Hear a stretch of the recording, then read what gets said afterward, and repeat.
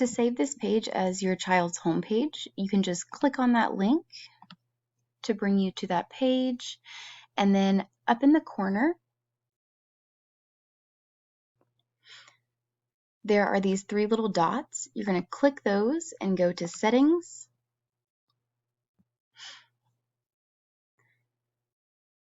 And under Appearance, there's the option to Show Home button. If it's disabled, you can go ahead and enable it.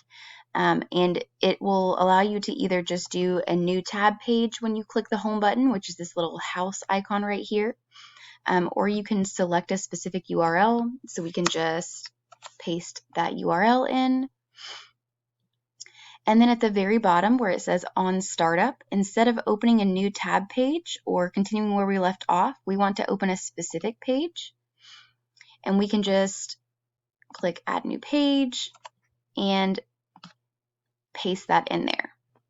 So now when we open a new tab or when we restart Chrome, we can automatically go to that page. So when Chrome restarts and we're starting fresh, it's automatically going to go to that page. Or if we open a new tab or at any time we click this little home button, it's automatically going to take us to that page. And now that we have that there, they can access all of the links that they will probably need for their curriculum all in one spot instead of looking for bookmarked pages or anything like that. They have their link to Clever right here. That's going to take them directly to log into Clever. They have their Google Calendar right here, Google Drive right here. Those will take them directly to their own Google Calendar and Drive. We have Room Recess linked up here, which is just some fun learning games. And then over here we have lots of different books. So each one of these books is linked to a read aloud for that book. So we can see here we have the Rainbow Fish.